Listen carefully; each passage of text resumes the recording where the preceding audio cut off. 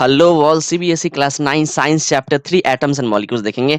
आज किन किन टॉपिक से बात होने वाली है। वैलेंसी को समझेंगे, क्या होती है वैलेंसी देखने के लिए एटॉमिक नंबर का हेल्प लेना पड़ेगा हमें। फिर देखेंगे केमिकल फॉर्मूला क्या होता है, मॉलिक्यूलर मास के ऊपर बात करेंगे and then formula unit mass को देख के लेक्चर एंड करेंगे। चलो स्टार्ट करते हैं। सबसे पहला लेक्चर वैलेंसी के ऊपर होने वाला है। देखो वैलेंसी समझने से पहले एटॉमिक नंबर क्या होता है। आपने पीरियोडिक टेबल देखा है, पीरियोडिक टेबल के अंदर टोटल 118 एलिमेंट्स अभी तक लिस्टेड है मतलब क्या कि अभी तक वो नजर में आए हैं, डिस्कवर करे गए हैं। हो सकता है कि नेचर में और भी अवेलेबल हो, लेकिन अभी तक जो 118 नजर में आए हैं हमारे साइंटिस्ट के। सो उसमें अगर आप देखोगे, अगर ऑर्डर को फॉलो करोगे तो आपके क्या है, स्टार्टिंग में आप देखोगे hydrogen, helium, lithium, beryllium, boron, carbon, इस तरीके से क्या एलिमेंट सारे भरे पड़े हैं उसमें। तो आपको क्या करना है, 1 से 20 तक के जो एलिमेंट्स है कम से कम उसको तो लर्न कर लेना है, उनके एटॉमिक नंबर को। जैसे हाइड्रोजन की बात करें, फर्स्ट पोजीशन पे आता है, उसकी एटॉमिक नंबर 1 है। हीलियम की बात करें, सेकंड में आता है, उसकी एटॉमिक नंबर 2 है। देखो एटॉमिक नंबर मतलब क्या कि किसी एलिमेंट के अंदर कितने इलेक्ट्रॉन्स है, जितने इलेक्ट्रॉन्स होते हैं उतनी उसकी एटॉमिक नंबर होती है।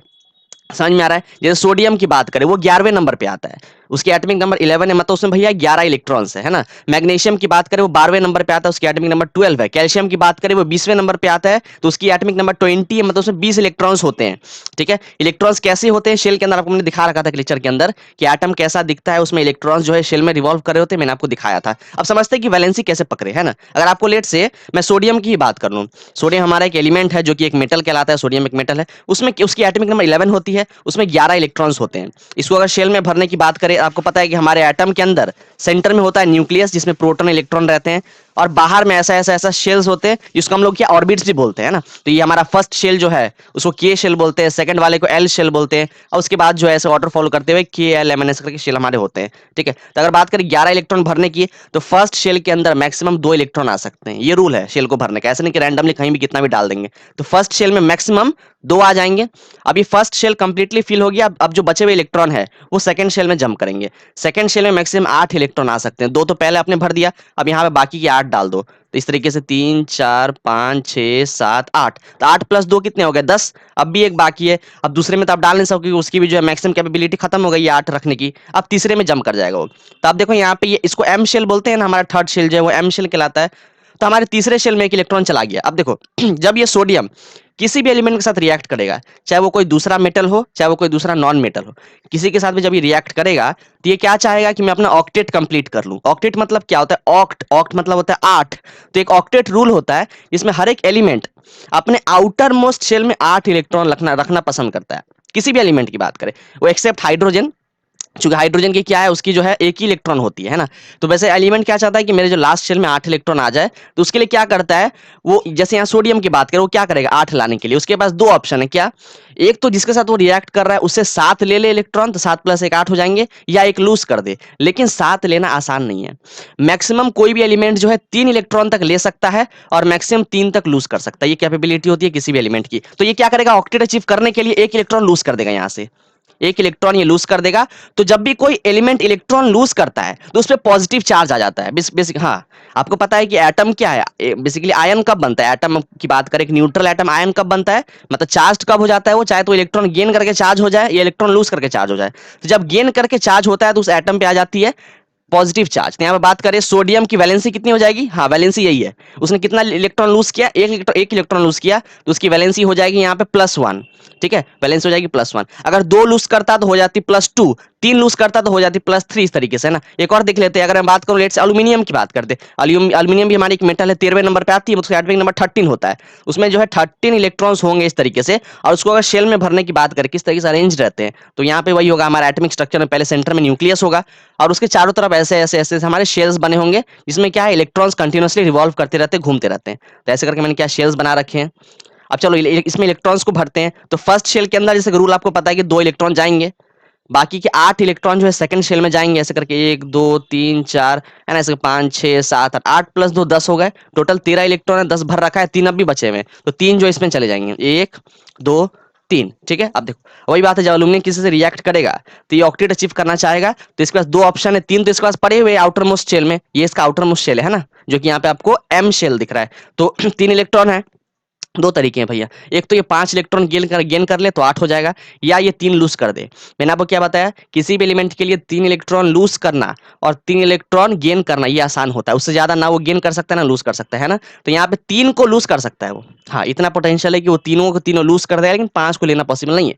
तो तीनों लूज हो जाएगा यहाँ से भैया, 3 इलेक्ट्रॉन बाहर निकल जाएंगे जिससे भी रिएक्ट करेगा ये। इसकी कितनी हो जाएगी वैलेंसी यहाँ पे 3, और चार्ज क्या जाएगा +3 का, चूंकि 3 लूज कर रहा है। तो यहाँ पर अल्यूमिनियम की बात करें तो उसकी चार्ज कितनी होती है +3, समझ में आ रहा है। तो ये इसी तरीके से हम वैलेंसी निकालते हैं, बिल्कुल। तो इसकी वैलेंसी कितने आ गई, यहाँ पे 3 आ गई, सोडियम की वैलेंसी 1 आ गई, इस तरीके से वैलेंसी निकालना पड़ता है। ये अभी तक तो हमने लूज करने की बात करी, एक बता दे रहे हैं जहां पे इलेक्ट्रॉन गेन करके वो जो है ऑक्टेट अचीव करता है। चलो हम एक काम करते हैं, क्लोरीन का एग्जांपल ले लेते हैं। अगर मैं इस पूरे को रब कर दूं यहाँ से, एक मैं आपको गेन करके दिखा दे रहा हूँ कि कैसे वो गेन करता है। जैसे क्लोरीन की बात करें है ना भैया, उसमें क्या है, उसकी एटॉमिक नंबर 17 होती है, उसमें 17 इलेक्ट्रॉन्स होते हैं इन टोटल।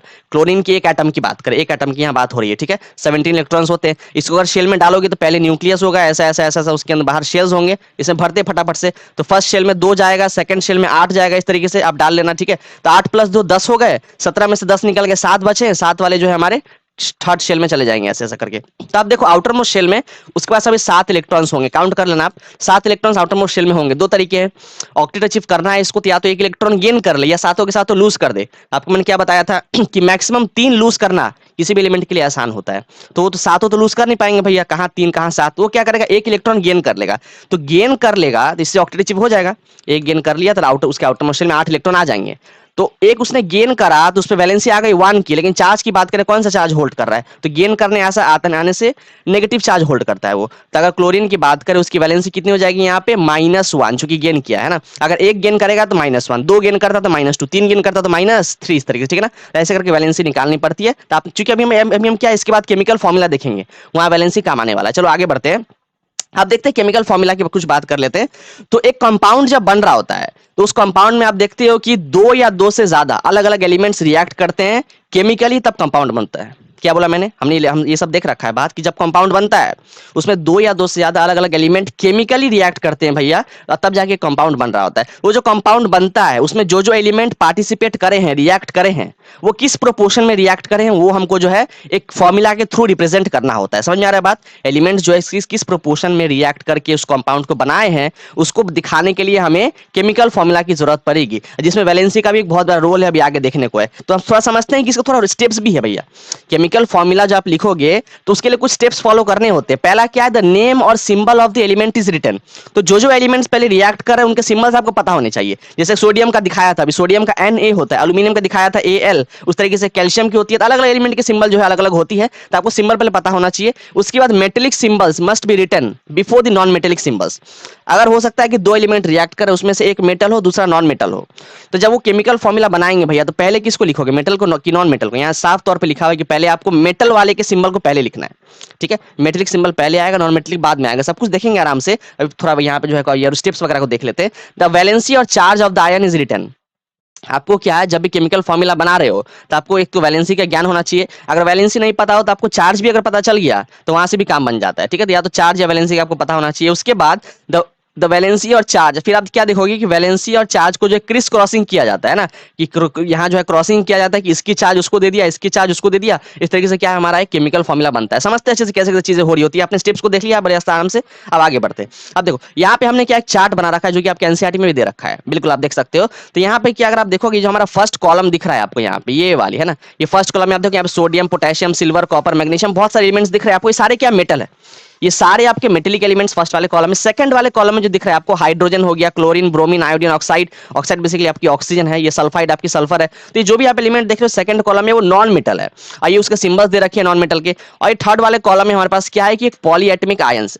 देखो आयंस आपको क्या पता है ना क्या होता है, आयंस क्या होता है, जब भी कोई एटम चार्ज हो जाता है, चाहे वो पॉजिटिव चार्ज या नेगेटिव चार्ज हो, चार्ज हो गया तो एक आयन कहलाता है। तो यहाँ पर अलग अलग टाइप के आयंस दे रखे हैं। यहाँ पे देखो, यहाँ पर अमोनिया है, NH4 आपको दिख रहा है, बेसिकली इसका चार्ज भी होता है NH4 पॉजिटिव। हाइड्रोक्साइड की बात करें तो OH माइनस होता है, ये नाइट्रेट की बात करें तो NO3 नेगेटिव होता है। तो अलग अलग यहाँ पे क्या है, पॉलीएटमिक आयंस दे रखे हैं, आप इनको देख सकते हो। अब देखेंगे कि कैसे एक एलिमेंट दूसरे से रिएक्ट करता है भैया, और केमिकल और एक हमारा केमिकल फॉर्मूला बनता है। एक एक करके समझते हैं विस्तार से। यहाँ पे देखो जो आप देख रहे हो, यहाँ पे वैलेंसी दे रखा है, ये फर्स्ट कॉलम के अंदर ये वैलेंसी 1। बेसिकली यहाँ जो भी एलिमेंट्स देख रहे हो, सोडियम, पोटेशियम, कलर में चेंज कर दूं, ये सोडियम, पोटेशियम, सिल्वर, कॉपर, सब हमारे क्या है, सबकी वैलेंसी 1 है। यहाँ पे भी सबकी वैलेंसी 1 है, इधर भी सबकी वैलेंसी 1 है ना। अगर बात करें यहाँ पे दूसरे कॉलम में देख रहे हो, मैग्नीशियम, कैल्शियम, जिंक, सबकी वैलेंसी 2 होती है। अगर बात करें यहाँ पे एल्यूमिनियम, आयरन, इन सब की वैलेंसी 3 है। आप क्या करोगे ना, एक तो एक तरीका है हमारे पास, दो ऑप्शन है कि वैलेंसी को एक तो याद कर लिया जाए। हो सकता है सारे का याद करना पॉसिबल ना हो। जैसे मैंने आपको बताया कि 1 से 20 तक के जो होते हैं पीरियोडिक टेबल में जो एलिमेंट्स भरे पड़े हैं, तो स्टार्टिंग से 1 से 20 तक के आप लर्न कर लो। उसमें आपका अगर 1 से 20 तक आप लर्न कर लोगे, तो मैं बता दे रहा हूँ क्या क्या कवर हो जाता है उसमें। आपका सोडियम कवर हो जाएगा जो 11वें नंबर पे आता है। आपका पोटेशियम भी कवर हो जाएगा 1 से 20 तक में। आपकी मैग्नीशियम कवर हो जाएगी, कैल्शियम कवर हो जाएगा, आपका यहाँ पे देख रहे हैं एल्यूमिनियम, ये सब कवर हो जाता है आपका 1 से 20 तक में। और बाकी जो रिमेनिंग बच गए, देखो टोटल 118 एलिमेंट है, ऐसे नहीं कि आपको सबके लर्न करने हैं, सारे के एटॉमिक नंबर नहीं करने। 1 से 20 तक का कर लिया, तो 1 से 20 तक में, और बाकी कुछ गिने चुने एलिमेंट होते हैं जो कि ज्यादातर फंसते हैं। आपके 9th के लेवल की बात कर रहा हूं, तो कौन सा जो है ज्यादातर चांसेस आने के, 1 से 20 तक का देख लो। और आपका यहाँ पे जो दिख रहा है सिल्वर आप देख रहे हो, कॉपर देख रहे हो, जिंक, आयरन, थोड़ा इनका भी जो है आप अगर एटॉमिक नंबर नहीं देख सकते, कम से कम वैलेंसी ही लर्न कर लो, डायरेक्ट वैलेंसी लर्न करो। जैसे सिल्वर की बात करें वैलेंसी 1, कॉपर की वैलेंसी 1 है ना, जिंक की, आयरन की, इन सब की वैलेंसी 1। ठीक है, तो बाकी गिने चुने के जो बच जाएंगे 20 के बाहर वाले, उनको जो है दो चार यहाँ से आप लर्न कर सकते हो, काम बन जाएगा इतने में। ठीक है, अब थोड़ा हम क्या करते हैं, केमिकल फॉर्मूला बना के दिखाते हैं। सबसे पहले काम करते हैं कि एक रिएक्ट करते हैं, पहले एक मेटल और एक नॉन मेटल को रिएक्ट करवाते हैं। किसको? एक मेटल और एक नॉन मेटल को। तो एक काम करते हैं, वैलेंसी 1 में से मैं क्या काम करता हूं, कॉपर को उठाता हूं। चलो यहां से मैंने कॉपर को लिया, और यहां से मैंने आयोडीन को लिया। लिखा हुआ है आयोडाइड, मतलब बेसिकली जब ये एक्ट करता है एज अ प्रीफ सफिक्स, जब पीछे लगाएंगे इसको तो इसको आयोडीन आयोडाइड बन जाता है। दिखाएंगे कैसे, तो यहाँ पे क्या हो रहा है, कॉपर और आयोडीन रिएक्ट कर रहे हैं। तो यहाँ मैं लिख दूं कॉपर के, पहले आपको बताया था ना जब स्टेप दिखाया था केमिकल फॉर्मूला लिखने का, तो आपको सबसे पहले सिंबल पता होना चाहिए जो एलिमेंट रिएक्ट कर रहे हैं। अभी कौन रिएक्ट कर रहा है, कॉपर, उसकी सिंबल होती है Cu, और आयोडीन की सिंबल होती है I। अब देखो अब आपको जो है वैलेंसी पता होनी चाहिए उसकी। कॉपर की वैलेंसी कितनी है, 1, और आयोडीन की बात करें यहाँ पे आपने देख रखा था, दोनों की वैलेंसी 1 1 दे रखा है। अब आपको क्या है, वैलेंसी आपने दे, आपको पता है, आपने डाल दिया। आप क्रिस क्रॉसिंग करवाओ भैया, मतलब इसकी वैलेंसी इसको दे दो, इसकी वैलेंसी इसको दे दो। तो इसको क्या तरीका है लिखने का, एक तो या तो ऐसे लिख सकते हो Cu1 I1, लेकिन हम नॉर्मली क्या करते हैं, 1 को नहीं लिखते हम, ठीक है ना, हम ऐसा एज ए सबस्क्रिप्ट हम 1 को नहीं लिखते हैं, इसको नेग्लेक्ट कर देते हैं। तो सिंपली क्या बोल देंगे, Cu, क्या बोल देंगे इसको, Cu, इसका नाम क्या हो जाएगा, ये कॉपर आयोडाइड। देखो ऐसा मत बोल देना कि कॉपर आयोडीन, मतलब है तो ये आयोडीन ही, लेकिन जब ये यूज होता है एज अ सफिक्स, तो इसका नाम क्या कर, नामकरण क्या कर देते हैं इसका, कॉपर आयोडाइड, इसका नाम पड़ जाएगा। ठीक है, आगे देखते हैं और रिएक्ट करवाते हैं। अब एक काम करते हैं, मैं उठाता हूं यहां से पोटेशियम को ले लेते हैं। तो हम लोग ने यहाँ से क्या किया, मेटल में से पोटेशियम को उठाया, नॉन मेटल में से काम करते सल्फर को उठा लेते। ये देखो हमारा सल्फर एक नॉन मेटल है जिसकी वैलेंसी 2 होती है। इन दोनों को क्या करते हैं, रिएक्ट करवाते हैं, देखते हैं क्या केमिकल फॉर्मूला बन के आता है। चलो, तो हमने क्या किया, इसको मैं रब कर दूं। तो मैंने यहाँ से क्या किया, पोटेशियम जिसकी सिंबल होती है के, है ना, आपको सिंबल को सबको याद करना पड़ेगा किसकी क्या सिंबल होती है। ये पोटेशियम आपको पता है कि पोटेशियम ऑल्दो स्टार्ट तो होता है पी से, लेकिन उसका लैटिन नेम क्या होता है, पोटेशियम कैलियम होती है, तो वहां से किया रखा है। तो यहाँ पर इसका सिंबल जो है के हो गया। अगर बात करें आप किसको रिएक्ट करवा रहे हैं हम लोग, सल्फर से, उसकी सिंबल होती है एस। तो यहाँ पोटेशियम, इसकी वैलेंसी कितनी होती है, 1 होती है भैया। सल्फर की बात करें, इसकी वैलेंसी होती है 2। अब क्रिस क्रॉसिंग करवाना है वैलेंसी इसका, इसकी वैलेंसी इसको दे दो, इसकी वैलेंसी इसको दे दो, तो क्या हो जाएगा, ऐसा दिख जाएगा आपको K2S1। तो यहाँ पे 1 लिखने की जरूरत नहीं है, हाँ लेकिन 2 को लिखना है ना, 2 को नेग्लेक्ट मत कर देना। तो इसको आप अल्टीमेटली ऐसा बोल सकते हो K2S। तो यहाँ पे के क्या है हमारी, ये जो है सो पोटेशियम है, और एस क्या है, सल्फर। तो इसका नाम ये मत बोल देना कि पोटेशियम सल्फर, है ना, पोटेशियम सल्फर ना बोल के आप क्या बोल देना, पोटेशियम सल्फाइड, है ना, पोटेशियम सल्फाइड बोलना। इस तरीके से जो है हमारा दूसरा एलिमेंट जो होता है जो एक्ट करता है एज अ सफिक्स, उसकी थोड़ी नाम चेंज करनी पड़ती है। पोटेशियम तो भैया पोटेशियम ही रहा अब भी, लेकिन सल्फर क्या है, सल्फाइड बन गया। इस तरीके से आपको देखना पड़ता है थोड़ा सा, ठीक है ना। अब यहाँ पे और देख लो, अब एक काम करते हैं, यहाँ से उठाते हैं, यहाँ से एल्यूमिनियम को ले लेते हैं। हमारी ये मेटल है एल्यूमिनियम, जिसकी कितना है, वैलेंसी 3 दे रखा है। एल्यूमिनियम को एक काम करते हैं, किससे करवा दे बताओ, क्लोरीन से करवा लेते हैं। चलो यहाँ पे क्लोरीन दिख रहा है आपको, जो कि हमारा फर्स्ट वैलेंसी होल्ड कर रहा है। तो मैं काम करता हूँ, इसको रब कर दो पूरे को। तो एल्यूमिनियम जिसकी सिंबल क्या होती है, Al, एल्यूमिनियम का सिंबल Al हो गया, और क्लोरीन की सिंबल होती है Cl, है ना। आपको पता है कि सिंबल जब भी लिख रहे होते हो तो पहला अल्फाबेट होता है कैपिटल, दूसरी होती है स्मॉल, ये रूल है, आपको मैंने रूल बता रखा था पहले लेक्चर के अंदर। एल्यूमिनियम की बात करें, इसकी वैलेंसी आपने जस्ट देख रखा है 3 है ना, यहाँ पे 3 इसकी वैलेंसी है। और अगर इसकी बात करें क्लोरीन की, इसकी वैलेंसी होती है 1। वैलेंसी आपको पता है, क्रिस क्रॉसिंग करवाओ, काम बन जाएगा। इसकी वैलेंसी इसको दे दो, इसकी वैलेंसी इसको दे दो, कितना हो जाएगा। एक तरीका है कि भैया Al1Cl3 लिख दे, तो 1 अगर आप नहीं भी लिखोगे, अगर आप लिख भी दोगे तो कोई दिक्कत नहीं है, बिल्कुल 1 अगर आपने लिख भी दिया तो कोई दिक्कत की बात नहीं। फिर भी चीजों को थोड़ा सिंपल दिखाने के लिए 1 को नहीं लिखते हैं। तो कैसा लिखोगे आप, फिर यहाँ पे ऐसा डाल देना AlCl3।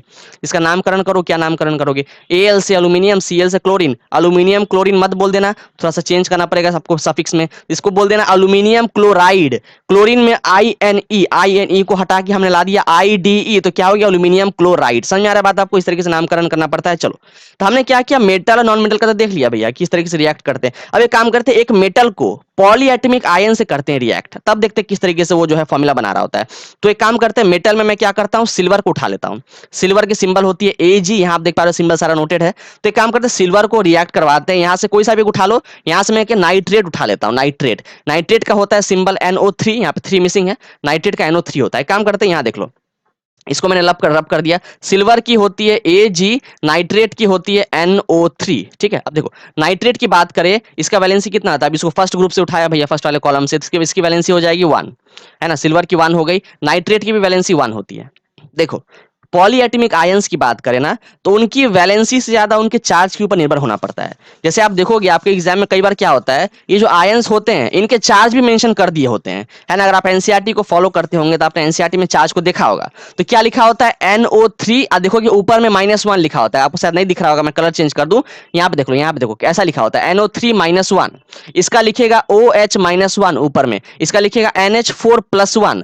तो ये जो ऊपर चार्ज लिख रहा है +1 -1 +3 इस तरीके से, तो यही चार्ज जो है उसकी वैलेंसी होती है। बिल्कुल यही चार्ज उस पॉलीएटॉमिक आयन की वैलेंसी होती है। तो अगर आपको चार्ज दे दिया भैया तो बल्ले बल्ले, कोई दिक्कत की बात नहीं। चार्ज अगर पता ना हो तो वैलेंसी कैसे निकालनी है उसकी मैं ट्रिक दूंगा एक आपको, बहुत बढ़िया एक ना बूस्टर डोज दे रहा हूँ, उसको आपको बताऊं कैसे उसको निकालनी पड़ती है। पहले यहाँ पे देख लो, बात पकड़ो कि अगर बात करें नाइट्रेट की, अभी तो फिलहाल पता है हमको कि उसकी वैलेंसी 1 होती है, तो फिलहाल हमने ले लिया उसको 1। अब एक काम करते, क्रिस क्रॉसिंग करवाओ, इसकी वाली इसको दे दो, इसकी वाली इसको दे दो, तो करो इसका कितना हो जाएगा, ये हो जाएगा Ag1 और ये हो जाएगा NO3 1। देखो ऑल्दो यहाँ पे 1 की जरूरत तो नहीं है, 1 के अलावा कोई और नंबर होता, मान लो अगर यहाँ पे 2 होता अगर, तो क्या करते, इसको ऐसे ही नहीं छोड़ देते, इसको ब्रैकेट में बंद करते। क्योंकि अगर आप यहाँ पे बस 2 को ऐसे रख देते ना, तो ये 2 जो है ये एज जो बिहेव कर रहा है एज सब्सक्रिप्ट, ये बस ऑक्सीजन के लिए होता है ना। लेकिन हमको क्या है, इस पूरे कंपाउंड के लिए ये 2 है, उसलिए हमने क्या करना पड़ता है, ब्रैकेट से बंद करना पड़ता है। लेकिन फिलहाल के लिए बात करें, अभी के लिए तो यहाँ पे 2 है नहीं, अभी के लिए यहाँ पे हमारे पास जो है 1 दे रखा है, तो मैं 2 को यहाँ से हटा दे रहा हूँ। चलो हमारे पास यहाँ पे जो 1 था, इसका नाम, इसको जो है आप 1 को निग्लेक्ट कर सकते हो, तो सिंपली क्या लिख देना, AgNO3। तो Ag से हो गया सिल्वर, NO3 से हो गया नाइट्रेट, नामकरण में जो है सिल्वर नाइट्रेट बोल सकते हो। बिल्कुल यहाँ तो कोई दिक्कत की बात नहीं है, आप सिंपल बोल दोगे सिल्वर नाइट्रेट। आगे बढ़ते कुछ और कॉम्बिनेशन करवाते हैं। मैं काम करता हूँ, जो है मेरा वैलेंस, हमारी जो फर्स्ट वाले कॉलम के अंदर कैल्शियम को उठाते हैं जिसकी वैलेंसी 2 है, तो हमने क्या किया, यहाँ से कैल्शियम को उठाया, और पॉलीएटॉमिक आयन में से मैं काम करता हूँ सल्फेट जो दे रखा है, यहाँ पे देखो सल्फेट SO4, इसको उठाते हैं। तो चलो यहाँ पे मैं इसको रब कर दूं, तो हमारे पास जो है कैल्शियम की जो बात करें सिंबल होती है Ca, और सल्फेट की बात करें तो SO4, ये हो गया सल्फेट। कैल्शियम की वैलेंसी होती है 2, सल्फेट की बात करें यहाँ भी देखो इसकी वैलेंसी भी कितनी होती है, 2 होती है। क्रिस क्रॉसिंग करवा दो, इसका उसको दे दो, इसका उसको दे दो, इसी को बोलते हैं क्रिस क्रॉसिंग करना। इसको कैसा लिखोगे, Ca2SO4 होल 2, लेकिन ऐसे करके आप होल 2 मत देना, आप यहाँ पे डायरेक्ट कैंसिल कर देना। यहाँ आप देखो 2 से 2 कैंसिल हो गया, यहाँ 2 1 2, 2 1 2, हाँ बिल्कुल ऐसे भी आप जो है कैंसिलिंग कर सकते हो, और तब जाके बाद में आप उसको फॉर्मूला बना सकते हो। तो आप ऐसे ना लिखकर, आप इसको ऐसे ना लिखकर कैसे लिखना, Ca1SO4 होल 1, ऐसा भी मत लिखना। आपको पता है क्या, 1 को भी नेग्लेक्ट कर सकते हो, तो अल्टीमेटली बेटर, सबसे बेटर अप्रोच क्या लिखने का इसको, तो ऐसे लिख देना CaSO4, नामकरण करो, Ca से कैल्शियम, SO4 से सल्फेट, नाम हो गया कैल्शियम सल्फेट। यहाँ पे देख रहे हो पॉलीएटॉमिक आयन वाले में जो है इसमें कुछ बदलाव नहीं करना पड़ रहा है। जैसे वहां पे क्या देखा था, जब नॉन मेटल से रिएक्ट कर रहा था मेटल, तो क्लोरीन बन जा रहा था क्लोराइड, ऑक्सीजन बन रहा था ऑक्साइड, सल्फर बन रहा था सल्फाइड, लेकिन यहाँ पे ऐसा कुछ जो है चेंज करने की जरूरत नहीं है आपको। ठीक है, अब थोड़ा बताते हैं कि चलो भैया यहाँ तो हमको चार्ट दिख रहा है, तो यहाँ पे हमको दिख के जो है, जैसे अगर बात करें मेटल्स की, तो आप जैसे 1 से 20 तक लर्न कर लोगे एटॉमिक नंबर, तो एटॉमिक नंबर के बेसिस पे आप वैलेंसी भी पता कर लोगे, है ना। जैसे मैंने अभी शेल में भर के दिखाया था, तो उस तरीके से आप शेल में जो इलेक्ट्रॉन को डाल डाल के आप एटॉमिक नंबर देख के वैलेंसी पता कर लोगे। लेकिन अगर पॉलीएटॉमिक आयंस की बात करें, उनके लिए क्या करोगे, नॉन मेटल के लिए भी वैसा ही है। नॉन मेटल के लिए भी जो देख रहे हो, ऑक्सीजन देख रहे हो, सल्फर देख रहे हो, क्लोरीन, ये सब भी जो है आपके 1 से लेकर 20 तक में कवर अप हो जाते हैं। यहाँ पे नाइट्रोजन देख रहे हो, ये भी आपका जो 7 नंबर पे आता है, तो 1 से लेकर 20 तक ये भी नॉन मेटल में भी काफी कुछ कवर हो जाते हैं, हाइड्रोजन भी कवर हो जाता है आपका। लेकिन पॉलीएटॉमिक आयन में क्या करोगे, ये आपको कहाँ मिलेगा, है ना। पॉलीएटॉमिक आयन में एक दो या दो से ज्यादा एलिमेंट रिएक्ट कर रहे होते हैं। मत बोला कि ये हमको जो है पीरियोडिक टेबल में देखने को मिल जाएगा। पीरियोडिक टेबल में आपको बस एलिमेंट दिए हुए हैं, एलिमेंट 118 एलिमेंट्स है, कंपाउंड नहीं है वो, यहाँ कंपाउंड की बात हो रही है। पॉलीएटॉमिक आयन हमारे कंपाउंड होते हैं, ठीक है। अब यहाँ पे देखो, तो इसका कैसे हम जो है वैलेंसी लर्न करें, तो एक तो है कि आप यहाँ से लर्न कर लो भैया, मगअप कर लो, है ना, जिसकी रट्टा पावर अच्छा हो। लेकिन एक मैं ट्रिक भी दे रहा हूँ आपको, क्या करना है, जैसे यहाँ बात NH4 की बात करें, चलो इसको पकड़ लेते हैं। NH4 का वैलेंसी कैसे पता करें, फटाफट से देख लेते हैं इसको। इसको मैंने रब किया, तो यहाँ पे NH4, जिसको अमोनिया भी बोलते हैं। अब देखो नाइट्रोजन की बात करें, आपको तो इसको पता है 1 से 20 तक जब लर्न करोगे तो नाइट्रोजन 7वें नंबर पे आता है, एटॉमिक नंबर होती है 7। तो अगर आप 7 को शेल में भरोगे तो क्या होता है, 2,5 मतलब आपके जो है लास्ट शेल में 5 इलेक्ट्रॉन्स होंगे, 5 इलेक्ट्रॉन लास्ट शेल में, यहाँ पे 5 इलेक्ट्रॉन। अगर बात करें हाइड्रोजन का, इसका लास्ट शेल में कितना होगा, 1 इलेक्ट्रॉन होगा। हाइड्रोजन के पास तो भैया 1 ही इलेक्ट्रॉन होता है, तो इसके तो लास्ट शेल बोलो या फर्स्ट शेल बोलो, उसके लिए तो वही है ना, 1 इलेक्ट्रॉन होंगे। अब यहाँ पे देखो, चूंकि आप क्या देख रहे हो, 5 हमारा क्या है, यहाँ पे एक ऑड नंबर। ऑड नंबर क्या, जो 2 के टेबल में नहीं आते वो सब ऑड नंबर कहलाता है। तो 5 भी ऑड नंबर है, यहाँ पे 1 भी ऑड नंबर। अगर आपको एक भी ऑड नंबर देखने को मिल जाए, अच्छे सुनो क्या बोल रहा हूँ, और एक भी ऑड नंबर देखने को मिल जाए तो समझ जाना कि उसकी वैलेंसी 1 होने वाली है। बिल्कुल, वैलेंसी कितनी होने वाली है, 1। तो आप सारे के लिए चेक कर लो, सारे के लिए आप जितने भी दे रखे ना, जैसे यहाँ पे आप देखोगे, यहाँ तो मैंने अमोनिया की बात की थी, आप इसके लिए भी चेक कर लो, OH के लिए, जो कि हमको हाइड्रोक्साइड होता है OH। तो यहाँ पे देखो ऑक्सीजन की बात करें, ऑक्सीजन का तो भैया आपको, जैसे ऑक्सीजन की होती है एटॉमिक नंबर कितनी, 8 होती है। तो इसको डालोगे शेल में तो 2,6, लास्ट शेल में 6 इलेक्ट्रॉन है, 6 तो हमारा इवन नंबर है। लेकिन फिर यहाँ पे हाइड्रोजन के लिए फंस गया। अब चेक करो हाइड्रोजन के लिए तो फिर 1 आ जाएगा, जो कि एक ऑड नंबर है। तो अल्टीमेटली अगर एक भी ऑड दिख गया आपको तो उसकी वैलेंसी 1 हो जाती है। नाइट्रेट का भी सेम चीज है भैया, नाइट्रेट के लिए बात करें तो ऑक्सीजन के लिए तो चलो ठीक है काम बन जाएगा, इवन है। लेकिन नाइट्रोजन के लिए बात करें, नाइट्रोजन 7वें नंबर पे आता है, यहाँ भी काम फंस गया। तो आप देखो सारे के लिए जो यहाँ पे वैलेंसी 1 आ जाता है। हाँ, लेकिन इसमें एक एक्सेप्शन है। एक एक्सेप्शन क्या होती है, हमारा फॉस्फेट एक्सेप्शन है। आप दिख रहा है आपको, मैंने शायद कवर हो गया होगा, फॉस्फेट PO4 यहाँ पे दिख रहा होगा। तो फॉस्फेट में आप देखो, जो फॉस्फोरस है हमारा 15वें नंबर पे आता है, 15th नंबर पे, मतलब एटॉमिक नंबर 15 है उसमें। अगर आप उसको शेल में फिल करोगे 2,8,5, लास्ट शेल में 5 इलेक्ट्रॉन है, 5 कैसा एक ऑड नंबर है। तो आपको ऑल दो यहाँ पे ऑड नंबर देखने को तो मिल रहा है, तो हमारा तुक्का जा रहा होगा कि वैलेंसी 1 के ऊपर, लेकिन नहीं, एक्सेप्शन है यहाँ पे। वैलेंसी कितना होता है फॉस्फेट का, 3। बिल्कुल, ये होता है PO4 3 माइनस, तो फॉस्फेट का वैलेंसी 3 लिख देना। समझ में आ रहा है, ये एक एक्सेप्शन है बस। या अगर बात करें कि जैसे यहाँ पे क्या लिखा है, CO3 हमारा कार्बोनेट है, अगर मैं कलर चेंज कर दूं, यहाँ पे CO3 कार्बोनेट है, SO3 जो है सल्फाइड है। देखो SO4 सल्फेट और SO3 सल्फाइट, दोनों में अंतर है, सेम चीज नहीं है। यहाँ पे 4 ऑक्सीजन है, यहाँ पे 3 ऑक्सीजन है, तो अच्छे से इसको डिफरेंस को देख लेना, ठीक है। अगर बात करें इनकी वैलेंसी कैसे पता करें, जैसे इनका तो 2 है भैया, 2 वाले के लिए क्या करें, तो 2 वाले के लिए तो यही रूल है कि अगर आपको एक भी नहीं दिख रहा हो ऑड नंबर, तो आपकी जो वैलेंसी 2 होती है। जैसे कार्बोनेट की बात करें, कार्बन कार्बन कितनी होती है, एटॉमिक नंबर 6 होती है, 6 नंबर पे आता है। और ऑक्सीजन जो है 8वें नंबर पे आता है हमारी। अब चेक करो 6 और 8 दोनों कैसे हैं, इवन नंबर ही तो है, तो इसमें ऑड नंबर नहीं दिख रहा है आपको, तो इसकी वैलेंसी कितनी हो जाएगी, 2। यहाँ पे बात करें सल्फाइड, सल्फर और ऑक्सीजन, सल्फर की बात करें 16वें नंबर पे आता है, 16th नंबर पे, एटॉमिक नंबर 16 है। अगर शेल में भी डालोगे तो 2,8,6, लास्ट शेल में 6 इलेक्ट्रॉन, जो कि इवन नंबर है। ऑक्सीजन की बात करें, उसके पास 8 इलेक्ट्रॉन होते हैं, तो 2,6, लास्ट शेल में 6, जो कि 6 यहाँ भी इवन है। तो दोनों में 6 6 आपके जो इवन नंबर दिख रहे हैं, ऑड तक भी नहीं है, तो इसकी वैलेंसी हो जाएगी 2। समझ में आ रहा है। इस तरीके से आप क्या करते हो, पॉलीएटॉमिक आयन की वैलेंसी पता कर सकते हो। लेकिन अगर चार्ज दिया हो तो ये सब तामझाम करने की जरूरत है ही नहीं, है ना। अगर आपको चार्ज ही दे दिया हो, जैसे मान लो NH4 पॉजिटिव लिख दिया, NH4+1, तो डायरेक्टली इसका वैलेंसी 1। OH-1 तो इसकी वैलेंसी 1। CO3-2 तो वैलेंसी 2। SO3-2, इस तरह से चार्ज दे दिया हो पॉलीएटॉमिक तो दिक्कत की बात नहीं, आराम से चार्ज देख के वैलेंसी पता हो जाता है। लेकिन चार्ज कई बार नहीं दिया होता है, तो फिर ये तरीका है जो वैलेंसी निकालने का। समझ में आ गया। इस तरीके से क्या कर सकते हो, एक एक करके सबको आप रिएक्ट करवा सकते हो। अब तो बहुत समय नहीं है हमारे पास, एक एक करके आप यहाँ पे कंबाइन कर लो, केमिकल फॉर्मूला बनाते जाओ। आगे बढ़ते हैं। अब हमारा अगला जो है, थोड़ा यहाँ से कुछ क्वेश्चंस भी कर लेते हैं, आपकी जो है एनसीईआरटी में दे रखा है। तो क्या बोल रहा है भैया, right the chemical formula, formula वगैरह लिखने है ना, नाम दे रखा है क्या है, सोडियम ऑक्साइड। इसकी फॉर्मूला क्या होगी, देखो सोडियम की बात करें तो इसकी, जैसे यहाँ पे देखो, यहाँ मैं फॉर्मूला बना के दिखा दे रहा हूँ। सोडियम जिसकी होती है सिंबल Na, अरे फॉर्मूला लिखना है तो पहले सिंबल पता होना चाहिए। सोडियम की सिंबल होती है Na। ऑक्साइड मतलब ऑक्सीजन की बात कर रहा है, मतलब ऑक्सीजन एज जब सफिक्स रिएक्ट करता है तो उसको ऑक्सीजन ऑक्साइड बन जाता है, I हट के IDE आ गया, समझ रहे हो। तो यहाँ पे सोडियम और ऑक्सीजन रिएक्ट कर रहे हैं। सोडियम की बात करें, इसे कितनी होती है वैलेंसी, इसकी 1 होती है, क्योंकि एटॉमिक नंबर 11 तो 2,8,1 तो वैलेंसी 1 हो जाएगा। ऑक्सीजन की बात करें तो इसकी वैलेंसी 2 होती है ना, ऑक्सीजन। इसको क्रिस क्रॉसिंग करवाओ जरा, इसकी वैलेंसी इसको, इसकी वैलेंसी इसको, तो कितना हो जाएगा, ये हो जाएगा Na2 और O1 मत बोल दो, है ना, सिंपल O रहने दो बस, Na2O। नामकरण करो इसका, नामकरण तो दिया ही हुआ है, सोडियम ऑक्साइड, ठीक है ना। सिर्फ हमको क्या करना था, फॉर्मूला पता करना था, तो फॉर्मूला क्या हो जाएगा, Na2O। समझ में आएगी, इतना ही है बस, बिल्कुल। आगे बढ़ते हैं।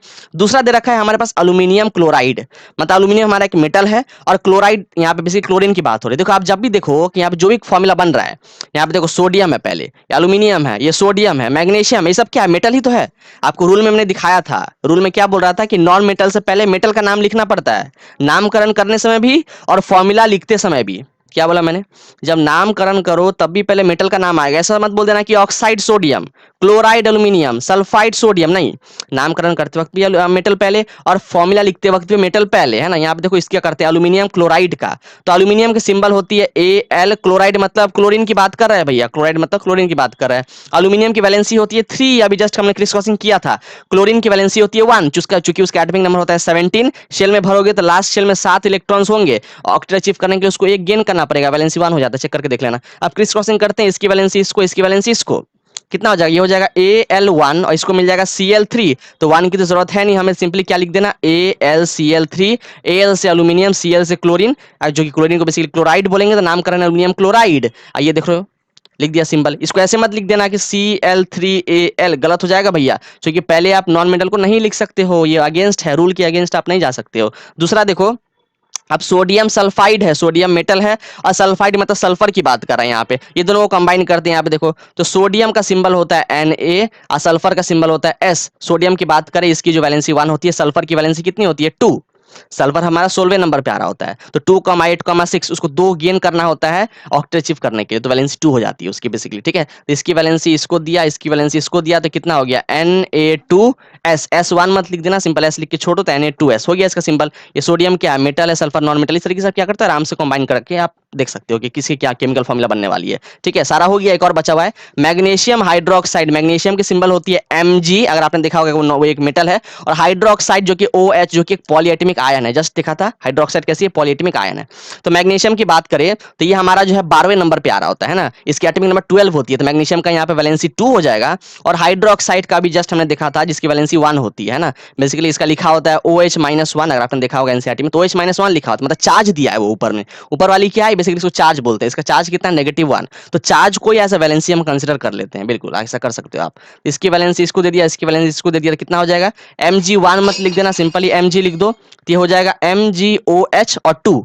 अगर ऐसे लिख दोगे तो काम तमाम, क्यों, क्योंकि ये 2 अगर ऐसे छोड़ दिया तो ये बस हाइड्रोजन के लिए है, लेकिन हमें क्या है, देखो ये 2 जो है पूरे पूरे के लिए जा रहा है, तो पूरे को देने के लिए बस ब्रैकेट से बंद कर दो, ऐसा लो, पूरा ब्रैकेट डाल दिया, तो कितना हो गया MgOH होल 2, है ना, बस हो गया काम खत्म। तो मैं हमारे यहाँ पे मैग्नीशियम जो है मेटल है, और OH हमारी एक पॉलीएटमिक आयन है, तो पहले मेटल का नाम लिखना पड़ता है भैया, समझ में आ रहा है बात। तो हमने सारे का जो है इस तरीके से केमिकल फॉर्मूला बना लिया।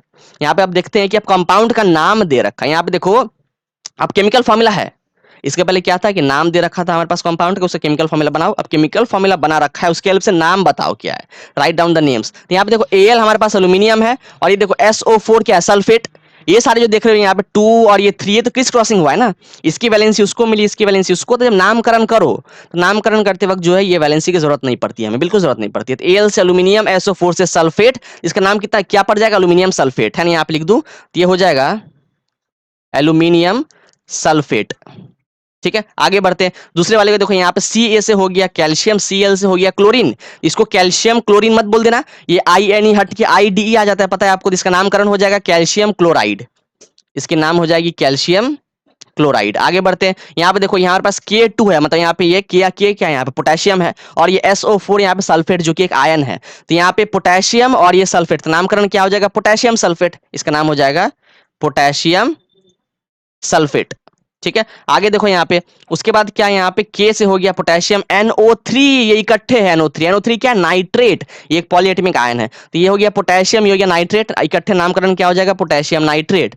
तो नाम क्या लिख देना, पोटेशियम नाइट्रेट, इसका नामकरण हो जाएगा। उसके बाद देखो इसके नाम की बात करें, Ca से हो गया कैल्शियम, CO3 से हो गया कार्बोनेट, इसका नामकरण हो जाएगा कैल्शियम कार्बोनेट। समझ में आ रहा है बात, ऐसे करके जो आपको फॉर्मूला अगर दे रखा हो तो आराम से आप उसका जो है नाम दे सकते हो। आगे बढ़ते हैं, अब थोड़ा हमें क्या है, कुछ और भी एनसीईआरटी के न्यूमेरिकल्स देखे हैं, तो उसमें क्या एटम पता करना होता है कि आपके पास एक मॉलिक्यूल है या आपके पास एक आयन है, उसमें कितने एटम्स है भैया। आपको पता है ना कि मॉलिक्यूल कैसे बनता है, कि जब 2 या 2 से ज्यादा एटम्स इकट्ठे आते हैं तो वो मॉलिक्यूल बना देते हैं। तो मॉलिक्यूल में कितने एटम्स हैं पता करना है, यहाँ पे H2S, बेसिकली ये क्या है, हाइड्रोजन सल्फाइड, हाइड्रोजन और सल्फर ने कंबाइन किया, हाइड्रोजन सल्फाइड बनाया। हाइड्रोजन आप चेक करो, H2 है, मतलब 2 एटम है हाइड्रोजन के, जाहिर सी बात है भैया, H2 हाइड्रोजन के 2 एटम है और सल्फर का 1 एटम है, तो 2 प्लस है कितना हो गया 3। तो टोटल यहाँ पे बात करें कितने एटम्स हैं, यहाँ पे टोटल 3 एटम्स आपको जो है देखने को मिल रहा है। और यहाँ बात की, यहाँ पे आयन की बात करते हैं, कौन सा आयन है, PO4 3- है ना, फॉस्फेट आयन, बिल्कुल सही पकड़ा आपने, ये फॉस्फेट आयन है, जिसकी क्या है, चार्ज आपको -3 ऊपर में दिख रहा है यहाँ पे। जब भी आप यहाँ पे एटम की बात करते हैं ना, तो आपको चार्ज की जरूरत नहीं पड़ती है देखने की, बिल्कुल आयन का चार्ज को तो बिल्कुल देखो ही मत, सिंपली उसके नीचे के जो है आपको एटम्स को देखने। तो यहाँ पे P से फास्फोरस है, और यहाँ पे देखो O4 मतलब 4 ऑक्सीजन है, तो आपके 4 ऑक्सीजन हो गए, एक फास्फोरस का एटम हो गया, 4 + 1 5। तो टोटल अगर बात करें इस आयन में एटम्स कितने, तो 5 एटम्स है, बिल्कुल इसमें टोटल आपको 5 एटम्स देखने को मिल रहे हैं, और यहाँ पे 3 एटम्स, काम बन गया। तो क्या कई बार जो है एटम से भी क्वेश्चन आ जाता है कि मॉलिक्यूलर आयन दिया है, उसमें बताओ कितने एटम है भैया, ये तरीका है एटम पता करने का। आगे बढ़ते हैं, अब थोड़ा मॉलिक्यूलर मास को भी समझ लेते हैं। अब देखो एटॉमिक मास वगैरह तो हमने देख रखा था जब लेक्चर किया था, इसके पहले एटॉमिक मास से बात किया था कैसे निकालना होता है। मॉलिक्यूलर मास क्या है? एक मॉलिक्यूल तो बनता है एटम से मिलके, बहुत सारे एटम्स इकट्ठे आके मॉलिक्यूल बनाते हैं। तो मॉलिक्यूल की मास पता करना है, कैसे पता करोगे? मॉलिक्यूल की मास कितनी है वो पता करने के लिए आपको एटम एटम की मास पता होनी जरूरी है। यही तो होगा ना। अरे बहुत सारे एटम्स इकट्ठे आके मॉलिक्यूल बनाएंगे, अगर आपको एटम्स का मास पता चल गया, अच्छा इसमें ये भी एटम है, ये भी एटम है, ये भी एटम है, इसका इंडिविजुअल मास इतना इतना इतना है, सबको ऐड कर दोगे तो मॉलिक्यूलर मास आ जाएगा। यही तो होगा। तो आपको मतलब जो है एटॉमिक मास का ज्ञान होना चाहिए मॉलिक्यूलर मास पता करने के लिए। यहाँ देखो मैंने यहाँ पे जो है चार्ट बना रखा है, ये आपके एनसीईआरटी में भी दे रखा है। यहाँ पे अलग अलग एलिमेंट्स आप देख रहे हो, यहाँ पे हाइड्रोजन, कार्बन, नाइट्रोजन, ऑक्सीजन, अलग अलग एलिमेंट्स सबके दे रखे हैं। सबके यहाँ पे एटॉमिक मास भी दे रखा है। आपको पता है कि एटॉमिक मास को यू से रिप्रेजेंट करते हैं। जैसे अगर हमको डिस्टेंस मेजर करना हो तो हम क्या करते हैं? मीटर, सेंटीमीटर, बहुत दूर लंबा डिस्टेंस की बात करें किलोमीटर वगैरह, तो हर एक यूनिट डिफाइंड है। वॉल्यूम का यूनिट लीटर होता है, मिलीलीटर होता है। वेट की बात करें तो उसका केजी वगैरह होता है, हर एक का यूनिट क्या है? डिफाइंड है। उस तरीके से एटॉमिक मास की भी यूनिट क्या होती है? इसको हम यू से रिप्रेजेंट करते हैं, 1U, 12U, 14U। यू को बोलते हैं यूनिफाइड मास।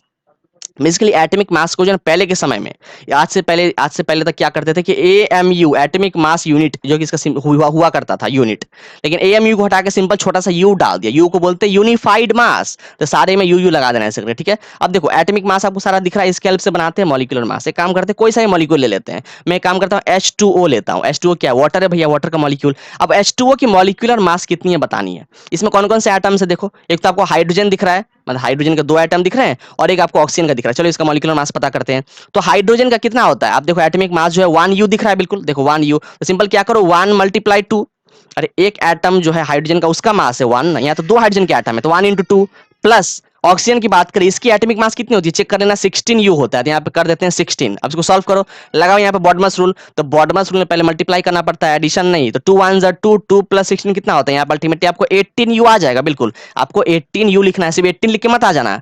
मॉलिक्यूलर मास को भी क्या करते हैं हम? In terms of you represent करते हैं, यूनिफाइड मास के टर्म्स में, ठीक है। तो मॉलिक्यूलर मास कितना है H2O का? 18U। कुछ और पता करते हैं, ये तो बस एक देखा, बहुत सारे देखने को है, कुछ और देखते हैं। अब एक काम करते हैं NH3 देख लेते हैं। NH3 क्या? अमोनिया है ना, बिल्कुल NH3। अगर बात करें N, यहाँ पे नाइट्रोजन है, H हमारी जो हाइड्रोजन है। नाइट्रोजन की आप देखोगे एटॉमिक मास 14 दे रखा है, 14U चेक कर लो, यहाँ पे देख लो एटॉमिक मास कहाँ है नाइट्रोजन, देखो 14U दे रखा है इधर। इसका मैंने क्या कर दिया 14 लिख दिया, प्लस यहाँ पे हाइड्रोजन के 3 एटम है, तो यहाँ पे क्या हो जाएगा 1 × 3। एक हाइड्रोजन के एटम का मास 1U होता है, तो इस तरीके से 3 है तो 3U हो जाएगा। तो अल्टीमेटली कितना होगा 14 + 3 जो कि मिल जाएगा आपको 17U हो गया। तो NH3 की बात करें तो इसकी कितनी होती है एटॉमिक मास 17U। कुछ और देख लो, कुछ और देख लो। अब एक काम करते हैं, यहाँ पे कार्बोनेट का देख लेते हैं, CO3। हमारे पास कार्बोनेट है, बेसिकली कार्बोनेट तो पॉलीएटॉमिक आयन है, आपको पता है कि इसकी चार्ज जो है -1 होती है। तो इसका अगर बात करें कि इसकी मॉलिक्यूलर मास क्या होगी भैया, तो कार्बन की बात करें, कार्बन की जो है एटॉमिक मास की बात करें वो 12 होती है।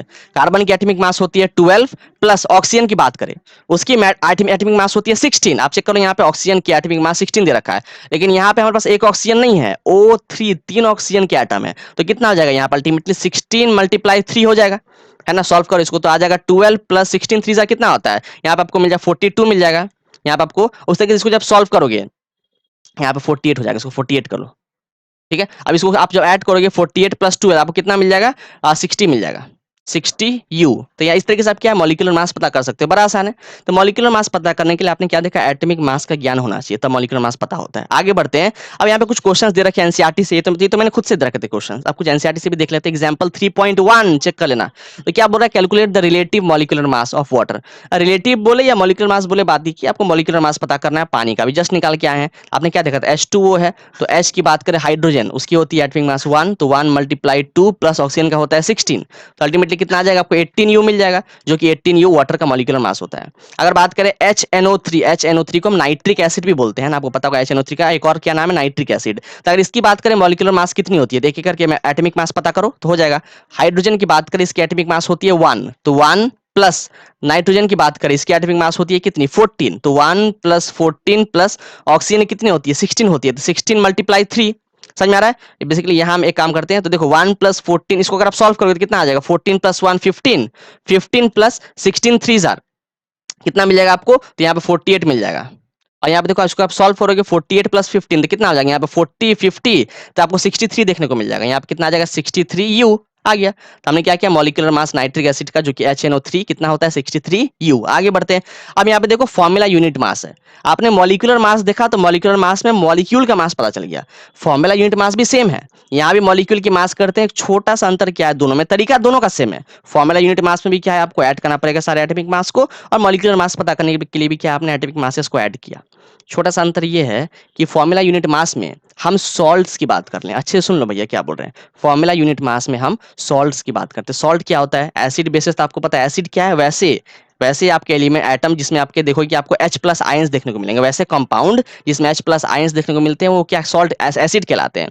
वैसे आपके कंपाउंड जिसमें आपको OH माइनस बेसिकली हाइड्रोक्साइड का अगर आयन दिख रहा हो तो वो एक बेस कहलाता है। अगर बात करें कि सॉल्ट क्या होता है, तो ऐसा है कंपाउंड जिसमें ना ही आपको H प्लस का आयन दिख रहा हो, ना ही आपको OH नेगेटिव का आयन दिख रहा हो, तो वैसे कंपाउंड जो है हमारे सॉल्ट हो जाते हैं। सॉल्ट कैसा होता है भैया, न्यूट्रल सा होता है ना। तो अगर बात करें जैसे यहाँ पे देखो NaCl लिख रखा है, यहाँ इस NaCl क्या है, सोडियम क्लोराइड नमक, जो घर में हम खाते हैं, जो हमारा बेसिकली है ना, इसी नमक की बात करिए यहाँ पे। तो नमक देखो यहाँ पे ना ही आपको H प्लस का आयन दिख रहा है, ना ही आपको OH माइनस का आयन दिख रहा है। यहाँ पे तो आपको सोडियम और क्लोरीन है भैया। तो हमारा क्या है, सोडियम क्लोरीन, बेसिकली इसका नामकरण क्या है, सोडियम क्लोराइड है ना, है तो यहाँ पे सोडियम क्लोरीन के एटम। तो देखो सोडियम क्लोराइड एक हमारा सॉल्ट है। तो अगर इसकी मॉलिक्यूलर मास पता करनी हो तो अल्टीमेटली हम फॉर्मूला यूनिट मास का पता कर रहे हैं। मतलब है दोनों एक ही चीज, मॉलिक्यूलर मास भी पता ऐसे ही पता करते हैं, बस क्या है, बस सॉल्ट्स के लिए स्पेशल नाम दिया गया है फॉर्मूला यूनिट मास। कुछ और सॉल्ट के एग्जांपल देख लेते हैं। कुछ और सॉल्ट अगर मैंने ऐसे लिख दिया, लेट्स से H2SO4, H2SO4, तो यहाँ पे देखो ये क्या है, हमारे यहाँ पे हाइड्रोजन आयन दिख रहा है आपको, यहाँ पे हाइड्रोजन आयन दिख रहा है। तो यहाँ पे जो ये आपकी सॉल्ट नहीं है, ये आपका H2SO4 क्या है, इसको बेसिकली सल्फ्यूरिक एसिड बोलते हैं। ये हमारी एक एसिड है। उस तरीके से मैंने ऐसे लिख दिया, ऐसे मैंने लिख दिया CaOH होल 2 लिख दिया। क्या लिख दिया, CaOH होल 2। ये क्या है, कैल्शियम हाइड्रोक्साइड। देखो यहाँ पे आपको OH दिख रहा है, मैंने बोला था कि आपको H, मैंने H प्लस का आयन या OH नेगेटिव का आयन नहीं दिखना चाहिए। यहाँ पे आपको OH दिख रहा है, मतलब आपकी ये कैसी एक बेस है। तो ये देखो सॉल्ट, और ये कैसा है, ये एक एसिड था और ये एक बेस थी। तो ये एसिड या बेस के लिए जब पता करोगे मॉलिक्यूलर मास, एटॉमिक मास में सारे ऐड करके, है ना, तो वो मॉलिक्यूलर मास कहलाता है। इसकी मॉलिक्यूलर मास पता करनी हो अगर तो। लेकिन अगर सॉल्ट के लिए पता करें तो यहाँ पे देखो एक और सॉल्ट का देख लेते हैं। मैंने क्या लिख दिया, मैंने लिख दिया लेट से KBr। KBr क्या है, यहाँ पे K जो है पोटेशियम, Br हमारे क्या, ब्रोमीन। तो इसका नामकरण क्या हो जाएगा, पोटेशियम ब्रोमाइड। आप देखो यहाँ पे ना ही इसमें H प्लस आयन है, ना ही OH नेगेटिव आयन थी, हमारा एक सॉल्ट है। हाँ, अब अगर इसके लिए आप पता करोगे मॉलिक्यूलर मास, है ना, इसकी एटॉमिक मास को डालोगे, इसके एटॉमिक मास को डालोगे, दोनों को ऐड करोगे, तो जो निकल के आएगा आपका आंसर वो आपकी फॉर्मूला यूनिट मास होगी। ठीक है, कुछ और देख लो। अगर मैं बात करूं यहाँ पे सिल्वर आयोडाइड, क्या लिख दिया, AgI, सिल्वर आयोडाइड। तो सिल्वर क्या, देखो यहाँ पे सिल्वर आयोडाइड में ना ही आपको H प्लस आयन दिख रहा है, ना ही आपको OH माइनस आयन दिख रहे हैं। तो इसका मतलब कैसा है, हमारा सिल्वर आयोडाइड एक सॉल्ट है, और इसकी जब पता करनी हो आपको मॉलिक्यूलर मास, तो उस टाइप के मॉलिक्यूलर मास को क्या बोलेंगे, फॉर्मूला यूनिट मास। समझ में आ गया, यही अंतर है, छोटा सा अंतर दोनों में यही है बस। अब आगे तरीका दोनों का पता करने का वही है। अब आपके एनसीईआरटी से एग्जांपल 3.2 दे रखे हैं, इसको कर लेते हैं। Calculate the formula unit mass of CaCl2 calcium chloride. आप चेक करो, इसमें ना ही H प्लस है, ना ही OH माइनस है। तो इसके यहाँ पे लिख दो CaCl2। कैल्शियम की बात करें, इसकी आप चेक कर लेना, एटॉमिक मास होती है 40, बिल्कुल कैल्शियम की एटॉमिक मास 40 होती है। और क्लोरीन की बात करें, इसकी एटॉमिक मास कितना होता है, ये होता है 35.5, है ना, ये आपके डेसिमल में होता है भैया। इसमें होते हैं 35.5 एटॉमिक मास, और इसको 2 से मल्टीप्लाई कर देना। यहाँ पे कितना मिल जाएगा, 40 प्लस 70, 71 हो जाएगा यहाँ पे। ठीक है, इसको जब ऐड करोगे 71 प्लस 40 कितना मिल जाएगा, तो यहाँ पे 111 आपको मिल जाएगा। इसको ऐड करने के बाद 111U।